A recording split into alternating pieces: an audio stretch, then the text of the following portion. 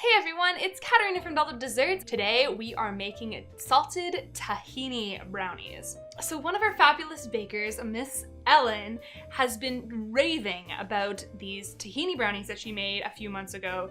And I was a little bit skeptical. I really like tahini, on my falafel and in my Middle Eastern food, but not really with chocolate. And so today we're gonna walk through how to make super fudgy, delicious tahini brownies thanks to Ellen. So let's get baking. So the first thing with always making our delicious vegan brownies is making the flax egg. You can do this by adding 5 tablespoons of water to the flax pack included in the baking mix, but in this case, I'm tossing it and I'm going to make a sweet potato egg replacement. To my mixing bowl, I'm going to add in a combination of coconut and melted dark 70% chocolate, some white sugar and water, and last but not least, my mashed sweet potato.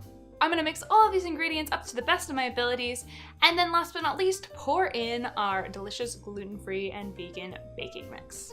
Once everything's been combined, we are going to grab a 9 by 9 inch greased baking sheet, and we are going to pour our batter into the sheet.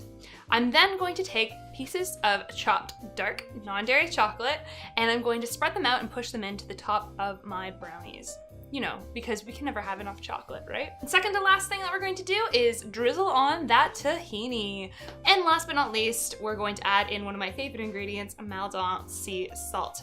And then we're going to take our pan, put it in the oven at 350 degrees for approximately 20 to 25 minutes.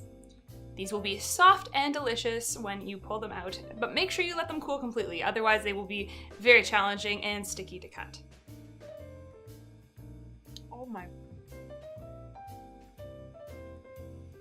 Oh my god. Oh, the salt too.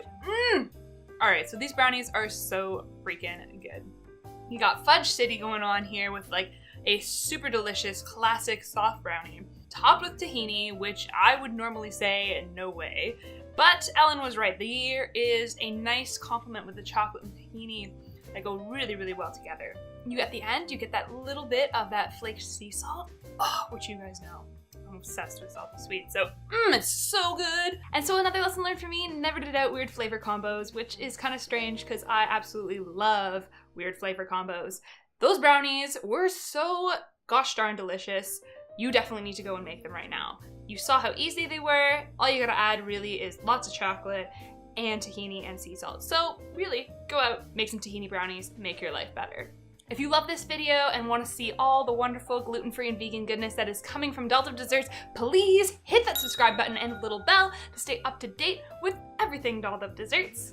And if you do decide to make tahini brownies, please tag us at Untitled Desserts Baking so Ellen can see your wonderful work as well as we can, so we can show off your wonderful creativity to everybody in the Untitled Dessert verse and inspire other people to get baking inclusive dessert.